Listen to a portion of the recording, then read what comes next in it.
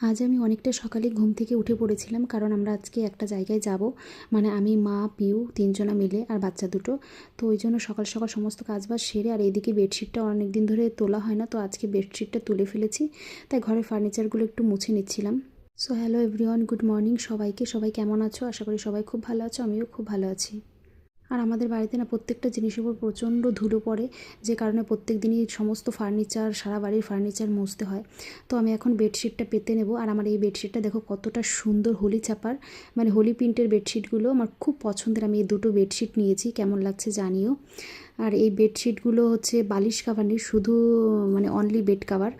তো আমি বেডশিটটা পেতে চলে গেলাম ছাদে কিছু জামাকাপড় কাচবো বলে। এদিকে মা মাছ কাটছিল, তারপরে আমি জামাকাপড়গুলো কেচে নিচ্ছিলাম। আর মাছটা কিন্তু মা আমাকেই কাটতে বলেছিল, কিন্তু আমি ওপরে এসে দেখি মা নিজেই নিয়ে বসে পড়েছে মাছ কাটতে। তো আমি জামাকাপড় কেচে স্নান করতে চলে গিয়েছিলাম। এদিকে কিন্তু মিঠিকেও স্নান করিয়ে রেডি করিয়ে দিয়েছি, আর বলেছিলাম যে আজকে একটা জায়গায় যাব, তো সেই কারণেই কিন্তু রেডি হয়ে নিয়েছি। আর মেয়েকে আগেই রেডি করেছি, নাহলে তো আমি রেডি হতে পারতাম না। তো আমাকে কেমন লাগছে জানিও শাড়িটা পরে। আর এই ব্যাগটা কিন্তু আমি অনলাইন থেকে নিয়েছিলাম। ব্যাগটা দেখো, ছোট্ট ব্যাগ। তো কেমন লাগছে ব্যাগটা জানিও তোমরা। এদিকে আমরা বেরিয়ে পড়েছি মিঠিকে নিয়ে। আমার মেয়েকে নিয়ে কোথায় বেরোলে একটাই সমস্যা, বাড়িতে থাকতে সবার কাছে যায়, কিন্তু রাস্তায় বেরোলেও কারো কোলে যেতে চায় না। মানে এত বিরক্ত লাগে, কি বলবো, আমার কোলে উঠে বসে থাকবে। তো দেখো, দেখতে দেখতে আমরা চলে এসেছি সেই জায়গাটায়। আজকে আমরা এসেছি ধুবুলিয়াতে লোকনাথ বাবার মন্দিরে। লোকনাথ বাবার মন্দিরে মা পুজো দিতে চেয়েছিল।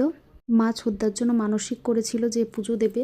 তো সেই কারণেই আমরা তিনজন আজকে চলে এসেছি লোকনাথ বাবার মন্দিরে পুজো দিতে। আমরা এসে দেখেছিলাম পুজো শুরু হয়ে গেছে।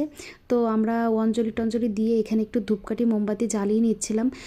তো আমরা যতবারই আসি ততবারই কিন্তু এখানে ধূপকাঠি মোমবাতি জ্বালাই, সবাই জ্বালায় এখানে। তারপর পুজোর শেষে এখানে আমাদের প্রসাদ দিয়ে দিয়েছিল, আমরা এখানে প্রসাদ খেয়ে নিচ্ছিলাম সবাই মিলে। সবাই মিলে প্রসাদ খাচ্ছিলাম, মিঠির জন্যও নিয়েছিলাম। বাবা লোকনাথের প্রসাদ কিন্তু আমার খুবই পছন্দের, আমার খুব ভালো লাগে। তো ওখান থেকে বেরিয়ে এসে আমরা একটু আইসক্রিম খেয়ে নিচ্ছিলাম। খুব আইসক্রিম খেতে ইচ্ছা করছিল, বিশেষ করে তোজো আর মিঠি খেতে চাইছিল। তো আমার আজকের ভিডিওটা এই পর্যন্ত, দেখা হচ্ছে নেক্সট ভিডিওতে। ভালো লাগলে একটা লাইক করে দিও।